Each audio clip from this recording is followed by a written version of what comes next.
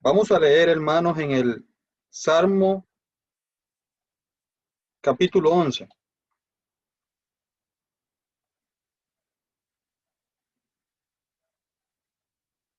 Vamos a leer este Salmo de David.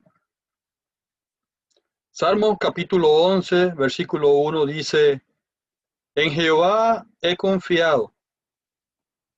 ¿Cómo decís a mi alma que escape al monte cual ave? Porque he aquí los malos tienden el arco, disponen sus saetas sobre la cuerda, para asaetear en oculto a los rectos de corazón. Si fueren destruidos los fundamentos, ¿qué ha de hacer el justo? Jehová está en su santo templo. Jehová tiene en el cielo su trono. Sus ojos ven, sus párpados examinan a los hijos de los hombres. Jehová prueba al justo, pero al malo y al que hace la violencia y al que ama la violencia, su alma los aborrece. Sobre los malos harás llover calamidades. Fuego, azufre y viento abrasador será la porción del cáliz de ellos. Porque Jehová es justo y ama la justicia. El hombre recto mirará su rostro. Vamos a leer también en el Nuevo Testamento, en la segunda epístola del apóstol Pedro. Segunda epístola del apóstol Pedro, capítulo 2, para leer que los tiempos actuales eran o son iguales a los tiempos en que David escribió ese salmo. Segunda de Pedro capítulo 2 dice: pero hubo también falsos profetas entre el pueblo. ¿Cómo habrá entre vosotros falsos profetas que introducirán encubiertamente herejías destructoras y aún negarán al Señor que los rescató, atrayendo sobre sí mismos destrucción repentina? Y muchos seguirán sus disoluciones, por causa de los cuales el camino de la verdad será blasfemado. Y por avaricia harán mercadería de vosotros con palabras fingidas, sobre los cuales ya de largo tiempo la condenación no se tarda y su perdición no se duerme. Porque si Dios no perdonó a los ángeles que pecaron, sino que arrojándolos al infierno los entregó a prisiones de oscuridad para ser reservados al juicio, y si no perdonó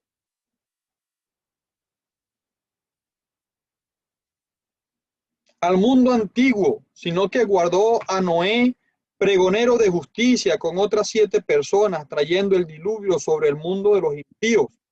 Y si condenó por destrucción a las ciudades de Sodoma y de Gomorra, reduciéndolas a ceniza y poniéndolas de ejemplo a los que habían de vivir impíamente, y libró al justo Lot, abrumado por la nefanda conducta de los malvados, porque este justo moraba entre ellos, afligía cada día su alma justa, viendo y oyendo los hechos inicuos de ellos. ¿Sabe el Señor librar de tentación a los piadosos y reservar a los injustos para ser castigados en el día del juicio? Vamos a dejar la lectura hasta allí, esperando la bendición con lo que hemos leído y con lo que hemos de escuchar. Sin duda alguna, hermanos, para ninguno de los que estamos en la reunión y de los que escuchan a través de las redes sociales, no es extraño si decimos en esta noche que estamos viviendo días malos y tiempos malos, días de prueba, días de aflicción, Días, si pudiéramos decir, cual nunca nosotros, los que vivimos en esta era, habíamos vivido. Nunca habíamos vivido en una pandemia. La pandemia anterior por allá, ni siquiera nosotros existíamos. Tanta desolación, tanta hambre, tanta enfermedad, tanta obra mala y tanta obra del maligno.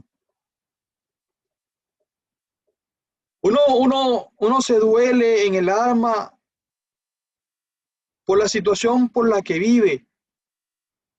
Y además de todo esto, como mencionaba nuestro hermano en la oración, hay que agregarle que se quebranta el corazón, se arruga el corazón, al ver que en medio de estas circunstancias también hay creyentes que conforme a la voluntad de Dios, sin olvidar eso, son tocados por la muerte y llevados a su presencia. Hombres que consideramos baluarte de la verdad, firmes expositores de las leyes divinas, ejemplos a seguir. Uno no entiende, hermano, pero no estamos para descifrar el secreto de Dios, sino para buscar en su palabra y con su ayuda la guía para animarnos. Es por eso que he leído estas porciones, porque yo me preguntaba, en tiempos de crisis, en tiempos como los que vivimos, ¿qué debemos hacer? Ese precioso salmo de David, sin duda alguna, lo escribió cuando estaba siendo perseguido, cazado por Saúl. Y el título que el salmo tiene es el refugio del justo. Y ya hemos leído cómo él se expresa de una manera tal que se deja ver la angustia que está viviendo, ciertamente. Pero por encima de eso, hermano, se ve la confianza firme en que estaba puesta su fe. Él dice, los malos tienen el arco, asaetean en oculto a los rectos. Y él dice, si fueren destruidos los fundamentos, ¿qué ha de hacer el justo? El apóstol Pedro en su epístola, él menciona que en este tiempo falsos maestros introducidos encubiertamente minarán la verdad y muchos le seguirán sus disoluciones, causando que el camino de la verdad sea blasfemado. Vivimos tiempos difíciles, sí, hermano, pero ¿qué hemos de hacer? ¿Cuál es el consejo? ¿Cuál es la ayuda de Dios para estos tiempos que vivimos? Yo quisiera, a la luz de ese Salmo capítulo 11 y de Primera de Pedro, dos hombres que vivieron muy aislados en tiempo. David pertenece a los reyes de Israel en el Antiguo Testamento y Pedro pertenece a los apóstoles enviados y comisionados por el mismo Señor. Pero ambos vivieron y padecieron la persecución. ¿Qué ha de hacer el justo? ¿Qué hemos de hacer en estas circunstancias? Hermanos, uno puede ver claramente tres cosas que debemos hacer en tiempos de crisis. La primera que uno observa y entiende en ambos casos es que ambos mencionan que se debe mantener la cercanía y la comunión con nuestro Dios. Hermano, es evitar que en tiempos de crisis, en tiempos de aflicción, en tiempos de prueba, lo primero que uno tiene que mantener y defender y aumentar más y más es su comunión con Dios. Es por eso que el rey David dice en ese versículo 4, Jehová está en su santo templo. David está diciendo, yo tengo bien claro dónde está mi Salvador. Yo tengo bien claro dónde está ese, mi buen pastor. Jehová está en su santo templo. Eso habla de comunión. Él sabe perfectamente dónde está y dónde encontrar a Jehová. Jehová está en su templo. Pero el apóstol Pedro, por la vía del contraste, él menciona a aquellos ángeles que pecaron. Él dice, porque si Dios no perdonó a los ángeles que pecaron, sino que los arrojó al infierno y los entregó a prisiones de oscuridad para ser reservados para el juicio. ¿Se da cuenta, hermano, que el apóstol Pedro está diciendo que aquellos que en tiempos de crisis, aquellos que en tiempo de prueba se levantan contra Dios, van a ser echados, alejados de su presencia? Aquellos ángeles pecaron contra él y Dios los arrojó al infierno. Rompió la comunión que había con ellos. Es por eso, hermanos, que es vital en tiempos de crisis mantener la comunión íntima con Dios. La Biblia dice, la comunión íntima de Jehová es con los que le temen y a ellos hará conocer su nombre. Hermano, cuánta fortaleza, cuánto poder, cuánta gracia no tiene el creyente en comunión íntima con Dios. David estaba convencido que en su presencia hallaría ese refugio, ese sostén, esa fortaleza, a pesar de que aquel que le afrentaba buscaba su vida. Y los ángeles en el cielo, hablando de aquellos que no se rebelaron, hablando de aquellos que no pecaron, hablando de aquellos que decidieron quedarse muy cerca de su Señor, en adoración, en gratitud, en servicio, cerca de Dios. Hermanos, no olvidemos, en tiempos de crisis, debemos mantener nuestra comunión con Dios y fomentarla más y más. ¿No es verdad que cuando estamos desanimados y afligidos, nos cuesta orar? Nos cuesta leer su palabra. El ánimo decae. El enemigo sabe, hermano. El enemigo sabe que nuestra comunión con Dios fortalece, robustece nuestra fe y nos hace ir hacia adelante con la ayuda del Señor. Pero otra cosa que debemos mantener en tiempos de crisis es nuestra comisión. Es por eso que lo próximo que dice David en su salmo es: Jehová tiene en el cielo su trono. David está diciendo, el rey está sentado en su trono. Él ha dado un ministerio, él ha dejado una comisión. Es por eso que Pedro en su epístola habla de aquel hombre Noé viviendo la crisis antes del diluvio y porque Dios había determinado raer de toda la faz de la tierra a todo ser viviente. Tiempos difíciles, hermano, cual nunca antes se habían visto. Pero Noé, la Biblia lo llama pregonero de justicia. Noé en medio de la crisis, Noé en medio de las dificultades, no dejó de pregonar justicia de Dios. Mantuvo su comunión, mantuvo su comisión.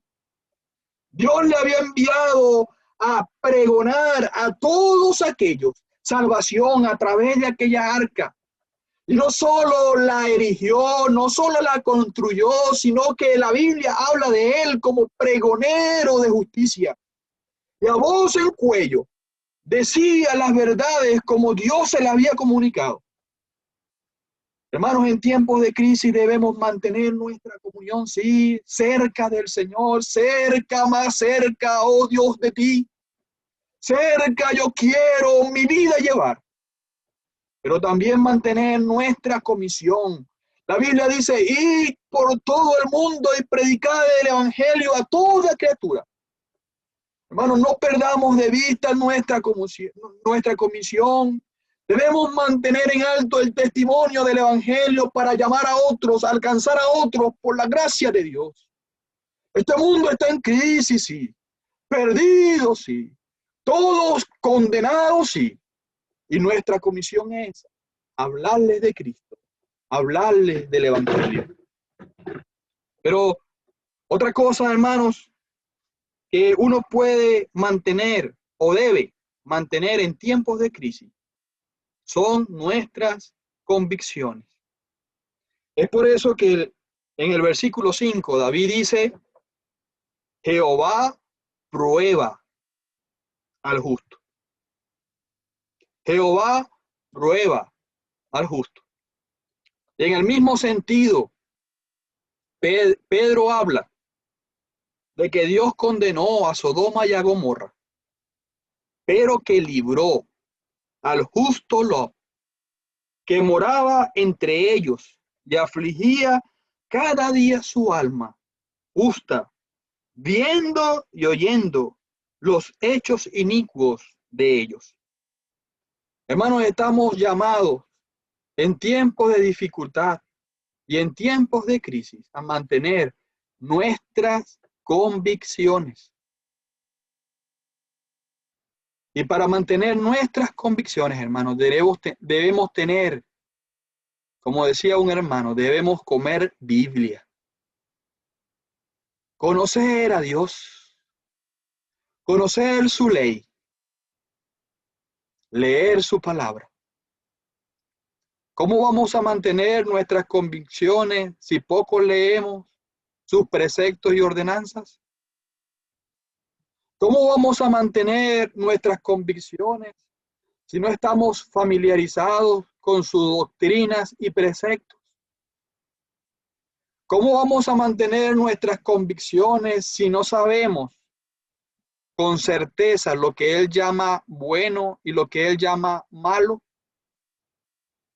Hermanos, Dios nos está animando a, en tiempos de crisis, mantener nuestras convicciones. El justo Lot, en medio de aquellas ciudades que Dios ha dejado de ejemplo, la Biblia dice que afligía cada día su alma, viendo y oyendo los hechos inicuos de ellos. ¿Será que hay cosas en este mundo que ya nos parecen familiares? ¿Será que hay cosas que ya no nos parecen tan malas? ¿Será que hay algunas cosas que estamos compartiendo o abrazando? Hermanos, no perdamos nuestras convicciones. Fíjense también a David en tiempos de huir. Una vez se encontró frente a frente con Saúl.